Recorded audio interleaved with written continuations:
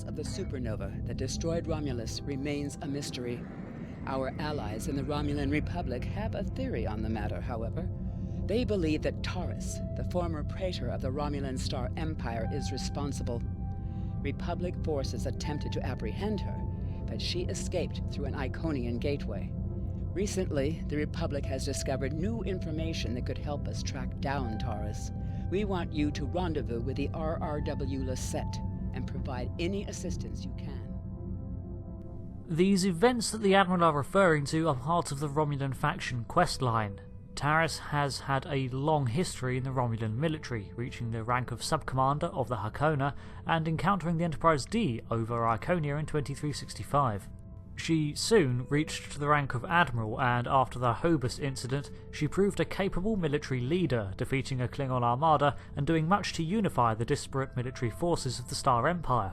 By popular opinion, she was elected Praetor in 2388, until 2403, when she was overthrown by Sella, as Taris's popularity lessened due to a series of criticisms.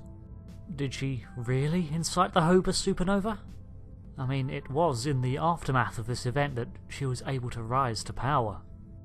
If so, then the death of billions and entire planets was for nothing more than a power play.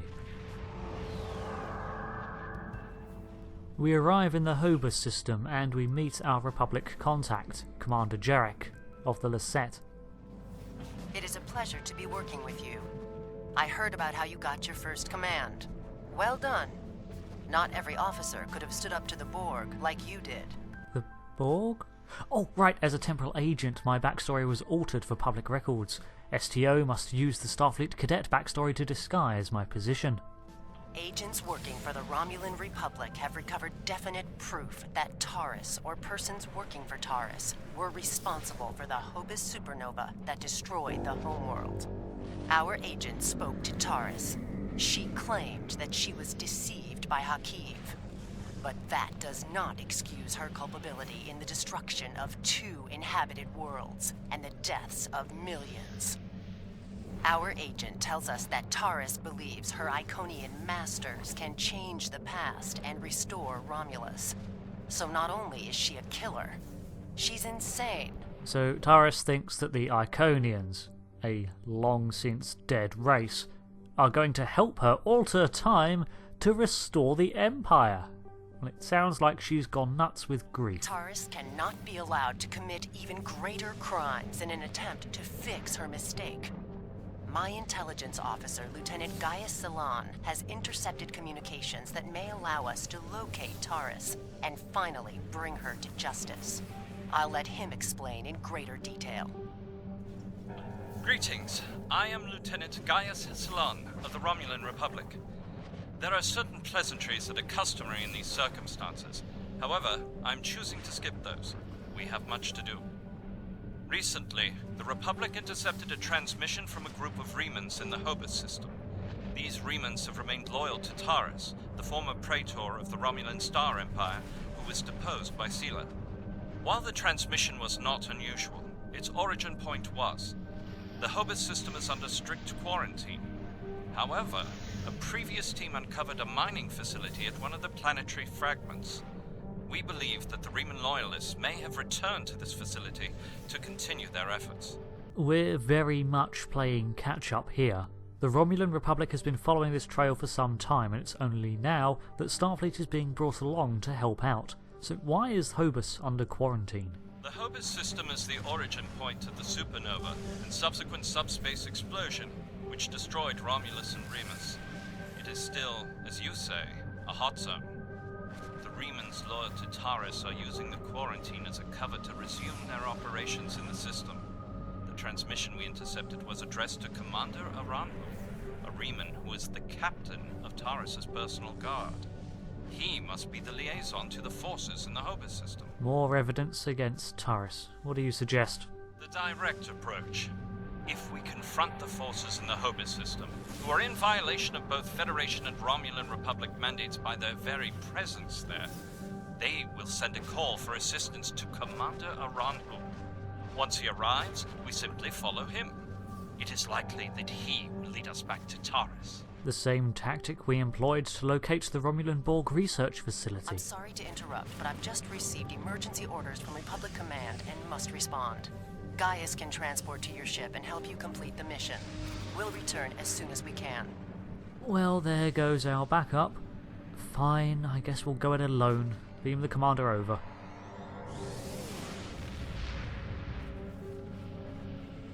I am detecting some very rare minerals in the system, as well as the presence of protomatter. It is possible that TARIS used the materials here to construct her weapon. This weapon would have to have been a device that destabilized the HOBUS star and allowed for the destructive shockwave to travel at otherwise unattainable velocities throughout subspace to reach Romulus and Remus before anyone could stop it. Well, this area certainly looks like the centre of an otherworldly explosion. A maelstrom of energies twist and spark around the shed particles of this dissipated star. We are at ground zero of one of the Star Trek universe's biggest events and the origin of so many deaths.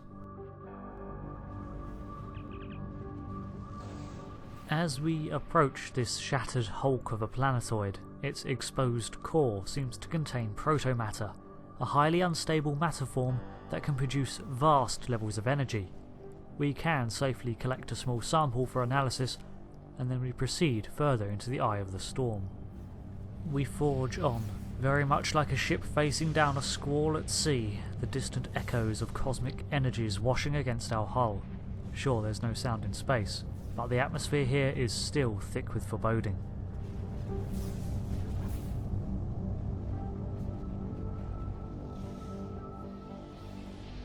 These frozen fragments are decalithium. Decalithium was used in the red matter device created by the Vulcan Science Academy and seems to play a role in regulating power levels. Its inclusion in the red matter device that creates artificial black holes also suggests a level of space-time manipulation, potentially another ingredient in a device designed to detonate a star. We grab another sample.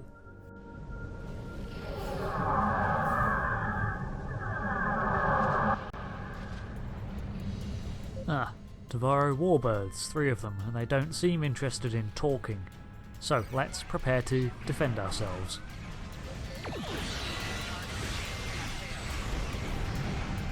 Well, that's one down. Did I mention the Armiger got a few upgrades?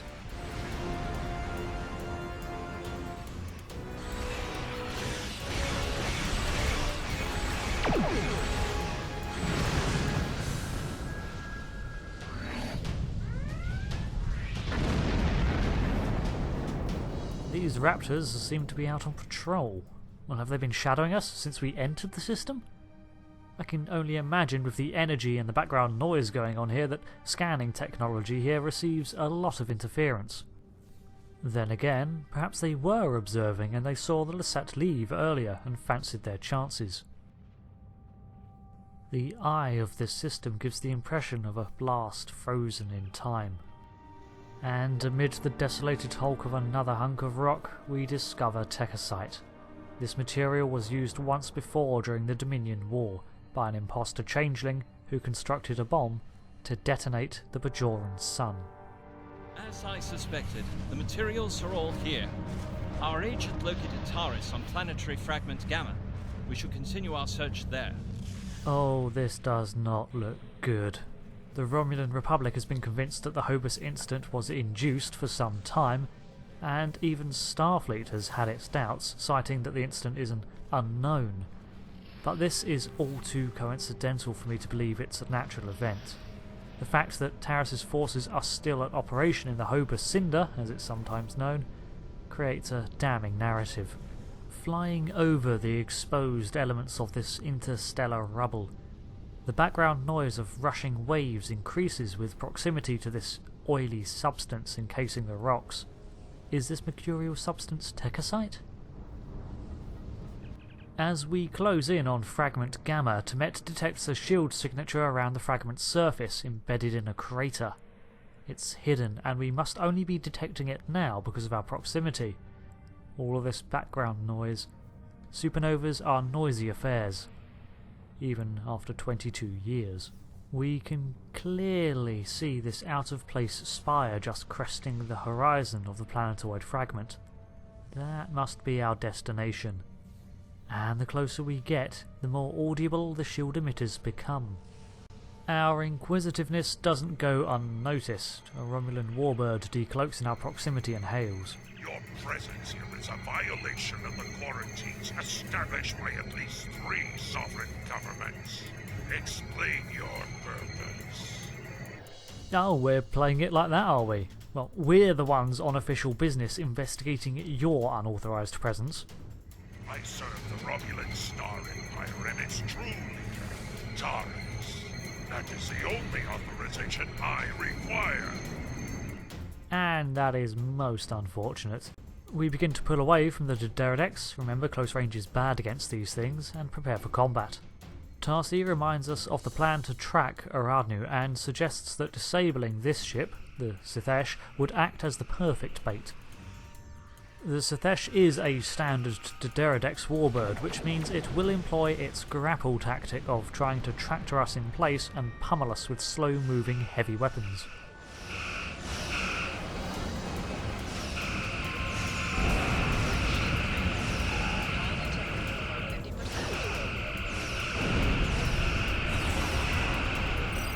Ow, got way too close there.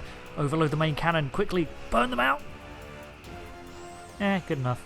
The minerals in the planetary fragment will conceal the ship's energy signature. If we hide in the asteroids near it and mask our energy signature, I predict that Aranhu will approach to investigate further and be unable to detect it. Alright, Sub-Commander Gaisalan, we'll hide amid the electromagnetic soup of this system and observe from a distance. Also, kinda need to enact repairs. But that's fine, we need the Sitesh to think we're fleeing, so the catastrophic damage the Armiger endured was all part of the show to play the part. I'm a great captain. We set up position amid the debris and power down as many systems as possible. Silent running. We were attacked by Starfleet saboteurs. They appear to have fled. Interesting. This is exactly like scenario 2247. I thought scenario 1849K would be a more likely option. I shall incorporate this data into my modeling projections. Nevertheless, we should now be able to follow Aranhu's trail. He should lead us right to Tarus. Alright then, let's plot in his course and lay in the same. Hopefully he's reporting back straight away. I guess in order to capture a Romulan, you've got to think like a Romulan.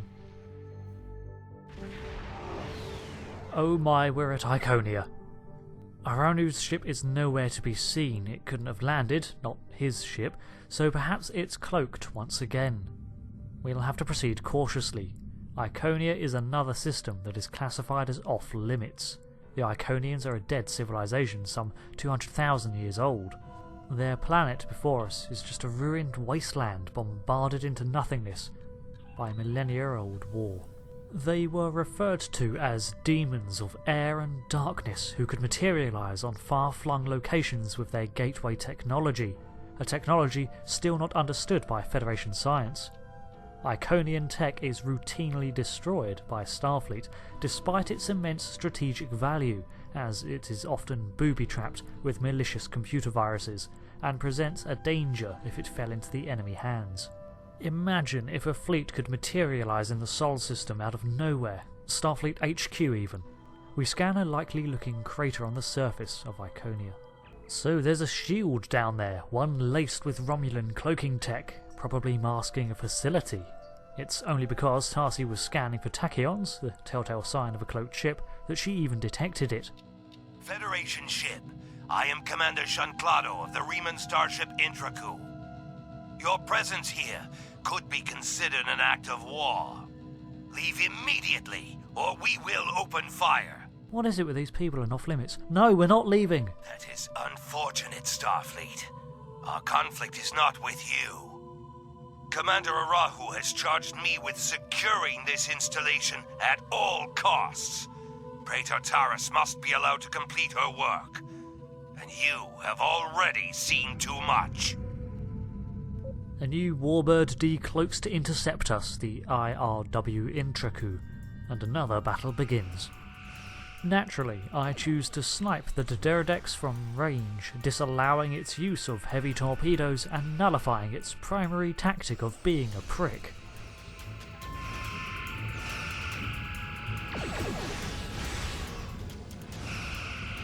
Congratulations. Before it was destroyed. I managed to download the access codes for the planetary shield. I believe we should be able to use them to lower the shield and reach the surface. Excellent work, Salan. Any chance we can keep you? These are the coordinates for the underground structure we detected. Reading life signs, sir. Multiple Remans and one Romulan. Our quarry could be just ahead.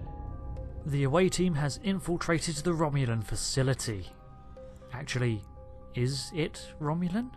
Romulan architecture we've seen before is usually far more industrial yet ornate, with Romulan heraldry proudly on display and interwoven with designs such as the raptor, wings and feathers. This structure looks almost stone, but as smooth as metal. Its design focusing more on geometry than pattern. This console is a Romulan or Reman interface, as is this transporter pad. So the Romulans had to bring a mobile pad down here with them. That suggests that whoever built this structure didn't need transporter tech. Also, these globes in the corners, are they merely lighting? And why are some inactive?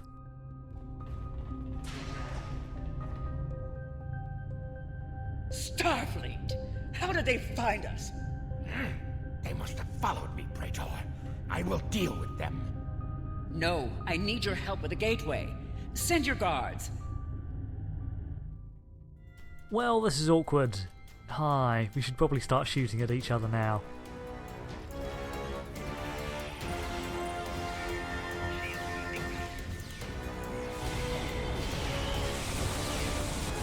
They appear to have been attempting to merge Iconian and Romulan technology. Perhaps in an attempt to reactivate the gateway network. We should access that console and attempt to open the door. Are you crazy? Tamper with ancient Iconian technology who've got no idea how to work in an attempt to open an unknown gateway to a weird destined... Oh wait, you meant the bulkhead. Open the bulkhead door, not the... Right. Yeah, that makes sense. We should do that. We access an Iconian database, which the Romulans seem to have had extensive time to utilise, and begin to explore the options. Let's start with Tarus's logs. It has been decades, and I still find Haki's betrayal difficult to accept. He is Romulan. Treachery is his heritage, as it is mine. But to go to such lengths, to destroy our world, it is too much to bear, even now. He told me the device would destroy Donatra, and I, like a fool, believed him. Oh, so Hakiv was involved too? He now serves as Seller's right-hand man. And now, those pathetic refugees from the Republic have told the entire quadrant that I am responsible for the destruction of Romulus. They don't understand. We should be allies. We want the same thing. At least my people know the truth. Ronhu is a rock. I find it strange that Remans are now my only companions. But perhaps they understand loyalty more than any of us.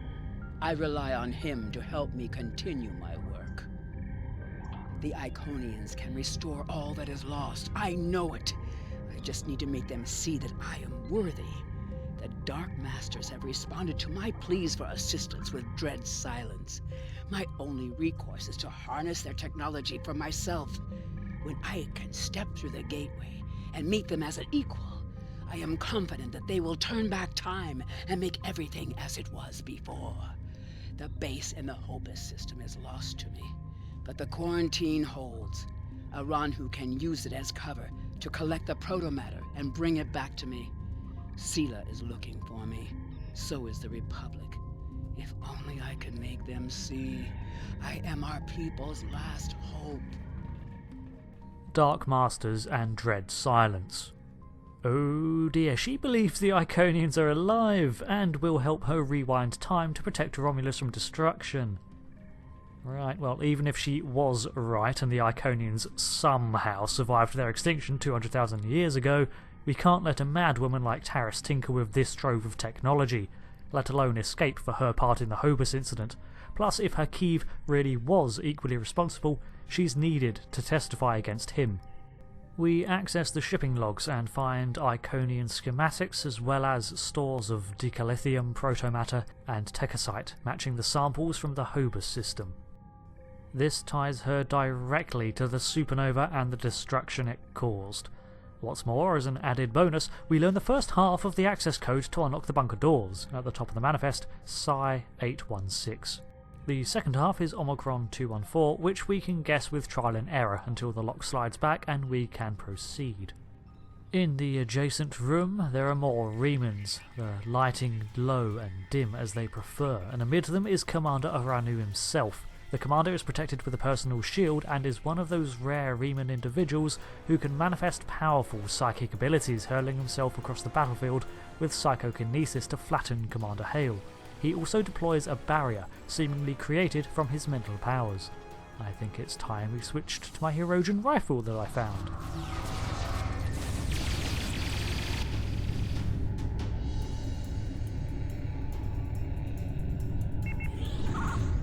I haven't. What? No! Traitors! Haha, all that about Reman loyalty, and after all, her troops betray her to make their getaway. Well, let's hope she comes quietly. It doesn't take much to break her fighting spirit. I think it was probably just her sense of pride demanding she at least try to fight back. Enough. You have won. And in winning, you have doomed the Romulan people. Taris, under the authority of Starfleet, you are under arrest for war crimes, committing an act of genocide and crimes against the galaxy, also shoulder pads. They were not my crimes. I was betrayed by Hakeev, and now those crimes will never be undone. I hope you realize that in stopping me, you have doomed billions of Romulans to remain dead. Now you shall live with that guilt, as I have. We give a rather long reply here, but it's about how she was blinded by the lure of power. Even if Hakeev had lied to her about the weapon's potency or target, she was still complicit in the act and intended to utilise it to grab power. Rest assured we'll get Hakeev too. There's plenty of blame to share, several planets worth in fact. Before we leave, may I suggest we look for evidence of the materials we discovered at HOBUS? They will undoubtedly prove vital at Taris' trial. We should also overload the gateway and make certain it can never be used again. Agreed. Starfleet would no doubt love to send teams here to research it, but Iconia is just too close to Romulan territory to protect, and in this tumultuous time of war, perhaps if things were different. But the confiscated schematics will have to do for now. We find a decalithium sample next to these Reman weapon racks, the techosite in a container to the west side of the room, and a sample of protomatter from HOBUS amid the containers to the north. With all the materials accounted for, all in Taris' possession, her logs, her ties to the HOBUS system and her Iconian research, we have all the information we need to convict her. Now all we need to do is overload the gateway. Done. This facility will collapse when the energy spikes, and I take one last look around. It's a shame. Iconian tech is fascinating, and when are we ever going to get a chance like this again? And it seems that the gateway and the Romulan transporter are the only ways in and out of here. No wonder the Remans panicked. Once back in orbit, we plot a course out of the system and begin our long journey back. How nice to see you again. I feel like we are becoming old friends. I will admit that your previous attempts to thwart my plans have been irritating, but your actions today have more than made up for those petty annoyances. Tarus still has her loyalists among my people. An open move against her would have been a distraction from my greater plans. Empress Sela with armed escort. Hey, I don't work for you. But you played the pawn perfectly. I could not have asked for a more obedient tool. Now, if you will transport Tarus to my ship, we can avoid any unpleasantness. We have two options: acquiesce to her demands and hand over Tarus to her political rival Sela, or retain our dignity and call out Sela as a monster, weighing up the odds, which are not in our favour. We can't let the Empress have such a valuable source of information.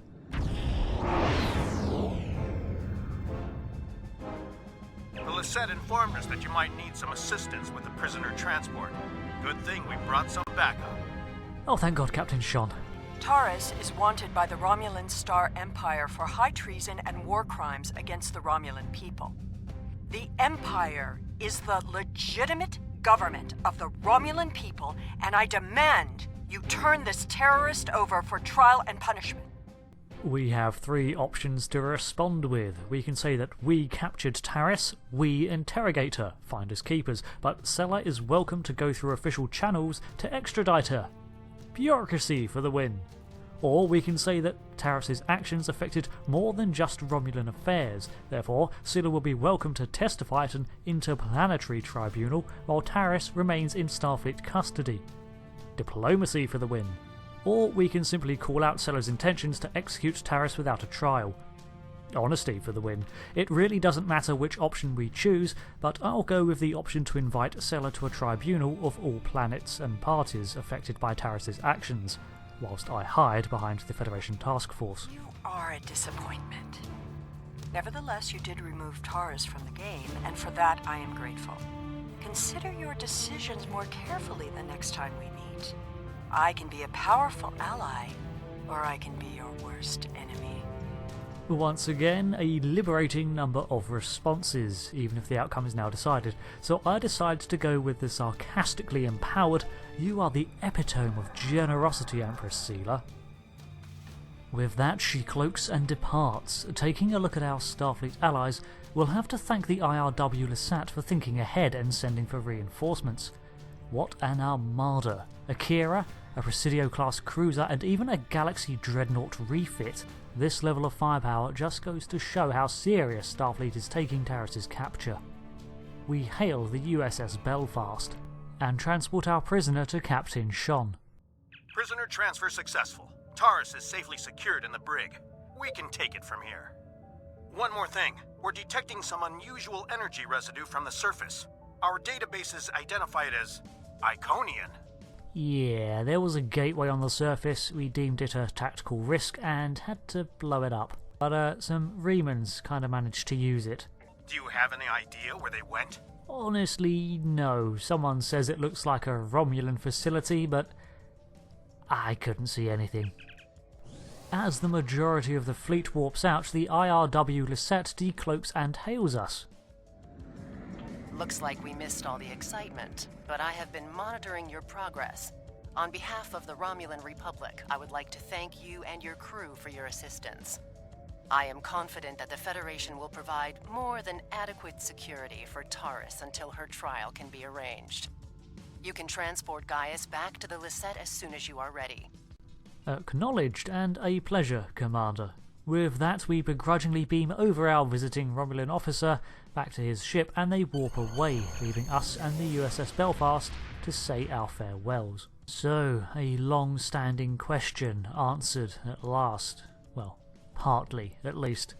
The HOBUS Supernova was triggered by a device designed by Hakeev and Tarus of the Star Empire, and in the aftermath, Tarus used the event to secure power for herself. But is that all there is? So much destruction for a petty power play, a play that didn't even last that long when she got overthrown by Sela. We have much to consider. If the destruction of the Romulan homeworld was a deliberate act, not only was it mass murder, but that one event has been a major cause of the destabilization of the quadrant over the past 40 years, not to mention the light that it casts on the internal struggles of the Romulan people. This one horrible act set off a chain of reactions that could change the galaxy forever. We must know who did this and why. The interrogation of Tarus will no doubt lead to many truths. But I am troubled by these Remans. Why did they turn on Tarus? And where did they go?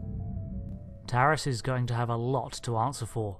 We're still missing some details, but at least knowing that there were forces at play beyond Vulcan and Romulus's squabbles helps somewhat.